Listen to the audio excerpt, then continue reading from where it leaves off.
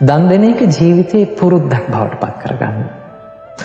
දැන් දන් දෙනවා කියපු ගමන් ඔබට හිතෙන්නේ පන්සලට ගිහිල්ලා හෝ අසපුවට ගිහිල්ලා හෝ ස්වාමීන් වහන්සේ නමකට හෝ දන් දෙනවා කියන එක. දානය කියන්නේ ඒක විතරක් නෙමෙයි. ඒකත් දානය තමයි. තේරුණාද? ඒක විතරක් නෙමෙයි දන් දෙනවා කියන්නේ. දන් දෙනවා කියන එකට පන්සලට යන්න ඕනෙම නැහැ. තේරුණාද? අනාථ නිවාස වලට යන්න ඕනෙත් නැහැ. දන් දෙනවා කියන එක ගෙදර ඉඳනුත් කරන්න පුළුවන්. ගෙදර ඉඳගෙන කරන්න පුළුවන්. හරි ලස්සනයි බුදුරජාණන් වහන්සේ දේශනා කරනවා මේ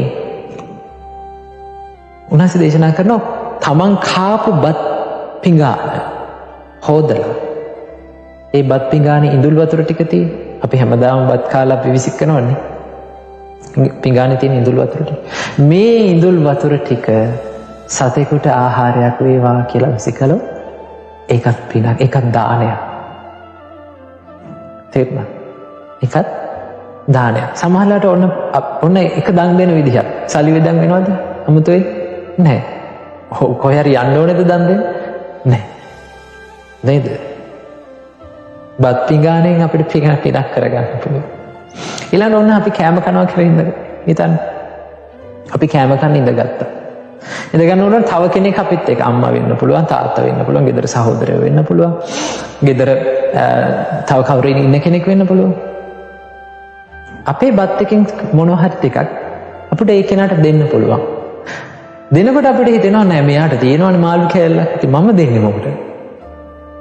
නේද? බත් මෙයාට තියෙන මම දෙන්නේ මොකටද? එයාට තියෙන නිසා මම දෙනවා නෙමෙයි. කාට හරි තියෙන එයාට අඩුපාඩු නිසා තව කෙනෙකුට තියෙන අඩුපාඩුව නිසා ඔබ ඒක දෙනවා කියන තැනට එන්න එපා. තේරුණාද? ඔබ දන් දෙන්න ඕනේ. යමක් දෙන්න ඕනේ. තමන්ගේ හිතේ තියෙන සතුට. ඒ යමක් දීලා තමන්ට ඇති වෙන සතුට වෙන්නේ. තේරුණා? එතකොට ඒකට තියනවද නැද්ද කියලා හොයන්න දෙයක් නැහැ. දැන් සමහර ලාවට හිතන ඔන්න හිඟන්නේ එනවා කියලා හිතන්න අපි ළඟට ඉල්ලගෙන.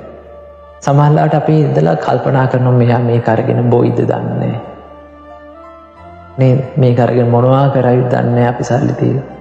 සමහරවිට එහෙම හිතලා අපි දෙන්නේ නැහැ. අපිට දෙන්න හිතෙනවා ඉස්සෙල්ලා ඊට පස්සේ අපිට ආයෙ දෙන්න හිතෙන්නේ නැහැ. අපි ඒක ඒ හිතුවේ ලකුල ගන්නවා. නේද? දෙන එක හොඳට මතක තියාගන්න.